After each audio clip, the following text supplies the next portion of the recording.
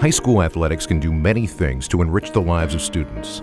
Athletics instill discipline, teach the value of teamwork, and create bonds between teammates. At their best, athletics create a sense of belonging to a group. But what they did in the life of Liam McClure was even greater. Hey, little buddy boy. Okay. You're very welcome. Congratulations. When he was born, there were indicators for me that there was something not typical. I had a friend who had a child at the same time, and so they were just a week apart, and I could see that there were differences. For a number of months, years, I said to doctors, there's something. And then finally, I went to a pediatrician who happens to be a friend, and she did some testing, and I got the phone call, and she said, in my heart of hearts, there's something wrong. At that moment, I felt like my world just changed. Do it again. Shoot the basket. Liam's special needs fall on the autism spectrum. Though they didn't have a firm diagnosis, the McClures realized it didn't matter anymore. Their job was to do their best for Liam and their family. I had this set of preconceived notions, hopes, dreams for various stages of his life.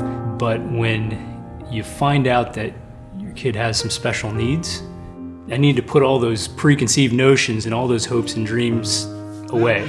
I needed to just kind of take him for where he was, and day by day, and not really look too far into the future, and just kind of work on his development. Using the word, there's something wrong, as opposed to there's something different.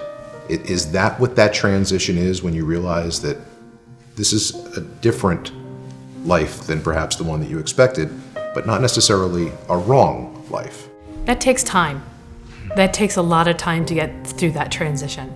It's not a matter of trying to change your situation. It's, okay, what do we have? And be so grateful for it and appreciate it, and then learn how to develop that into the very best it can possibly be. As Liam developed, there were many obstacles he'd need to overcome, not the least of which would be winning over his classmates. I received some communication from my daughter's teacher and said, I just want you to know she's been meeting with the guidance counselor, and I don't know why, but I just thought you should know. Here she's in second grade, and I'm thinking, what the heck's going on? I sit her down, and I said, what's going on, babe? And she says to me, they're bullying Liam on the bus. And I was upset with those children. And then, of course, I think, who are these parents? How can you raise a child who would feel okay bullying a child with special needs?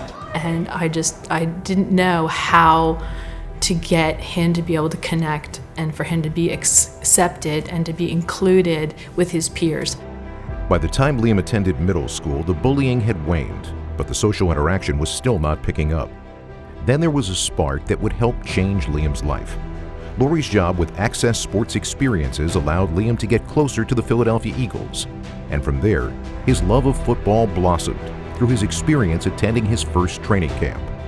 But the effect was farther reaching than she could have imagined. Back in August of 2012, I went to training camp just to support the team, and Mom's experience was Access Sports. It's a nonprofit organization that helps people organize things who suffer a Down syndrome and have cancer and all that. We had to give them high fives and all that. We just shake their hands and all, and sometimes like that we just had our pictures taken. Like, Mom took a picture of me, Trent Cole, and Dion Lewis. It was like an amazing thing to do. I've been so really good at being a fan of the Eagles. And he was just in his glory, like, oh my gosh, this, hello. Like, I got to meet all these really great players, and wow. And he's like, I want to play football. And I'm like, nah. I'm like, are you kidding me? All these kids in the neighborhood have been playing football since they were like 4, and I'm thinking he's gonna get killed. I mean, because I had no faith at that point in his peers. And we had to take a step back and say, you know what, we've said yes all along the way. He wanted to do something, we had to support him. Having the direct conversation with the coaches saying, here's the situation, is this gonna be okay for you? will not be those parents where we're not going to ever talk to you about playing time. You know, it's just the integration, it's the participation that he needs and that he wants and that we're looking for out of this. And really, it was the coaches and the kids who took it from there. Yeah. When we sat down with the parents, they were like, hey, Liam got cleared to play, you know, by the doctor. Let him take his lumps. Let him mature. There was never any apprehension as to allowing him to participate. With one hurdle cleared, another, possibly larger hurdle existed. Would Liam's teammates embrace him as not only a fellow player, but as a friend as well? That was answered on the first day of practice.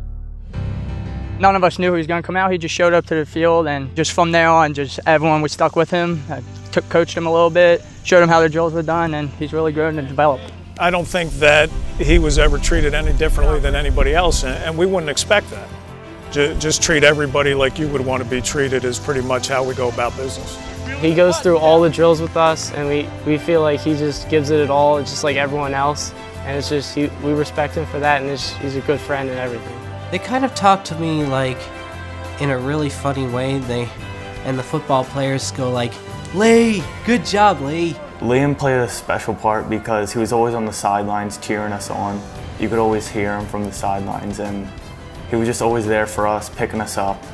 In a football game, it was near the end of the game, and one of his friends on the team realized that he had not had a chance to get in the game yet. Lee volunteered to come off the field and let Liam come in to play corner for the last few plays of the game, just because. Liam is always looking out for us, and he was on the team and we wanted him to play. We wanted to see him happy and succeed on the field. You know, I got a very heartfelt letter from his mom. And I just think we take it as just the way it is. Mrs. McClure basically said, Liam has just blossomed socially, emotionally, and if not for football, I don't know where he would be.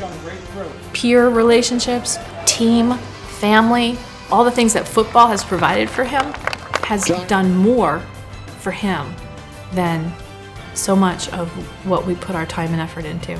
They're family. They are rock solid, just all about him, and they're going to do everything they can to make him feel safe and included and loved. And I couldn't ask for anything more. Giving up wasn't going to be the thing that I'd do. I just gotta work hard and get more energy, never give up, never stop, never back down, and never lose faith.